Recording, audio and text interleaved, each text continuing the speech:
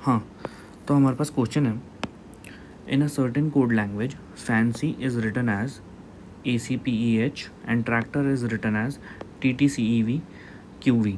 ठीक है, तो हमें बताना है कि कैरेट कैसे लिखेंगे। अब देखो, जब हम देखेंगे तो फैंसी ऐसे लिखा हुआ है, ACPH ऐसे लिखा हुआ है, हमने इनकी नंबरिंग कर ली है। ठीक है, तो हम अगर इस नंबरिंग में पैटर्न देखें तो अगर हम फर्स्ट एंड लास्ट डिजिट को छोड़ दें तो यहाँ पे कितना हो रहा है, +2, यहाँ पे भी +2 एंड यहाँ पे भी +2। ठीक है, यहाँ पे फिर देखेंगे तो +2, यहाँ पे देखेंगे तो +2, फिर यहाँ पे +2, अगेन +2 एंड +2। अब अगर हम लास्ट वाली में देखेंगे, अगर हम ऊपर से नीचे देखेंगे तो यहाँ पे 25 है और यहाँ पे 18 है, तो यहाँ से तो कुछ मिल नहीं रहा हमें। हम क्या करेंगे, हम डायगोनल देखेंगे, यानी कि इस y का हम इस a के साथ देखेंगे। ठीक है, यानी कि y में अगर हम 2 प्लस कर देंगे तो 27, यानी कि 1 को हम 1 भी लिखते हैं, 27 भी लिखते हैं a को। ठीक है, तो यहाँ पे a आ गया।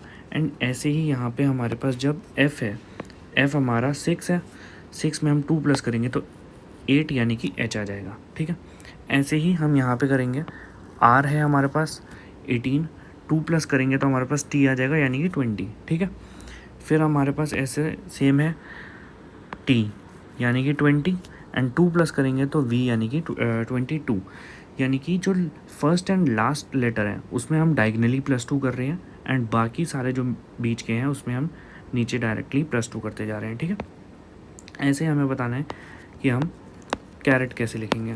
ठीक है, तो C होता है, ठीक है, अच्छा T जो है 20 होता है, यानी कि 20 + 2 यानी 22, यानी कि V, इस T का यहाँ पे V आ जाएगा। ठीक है, एंड C है, अब इस C का +2 करेंगे यानी कि E लास्ट में आ जाएगा।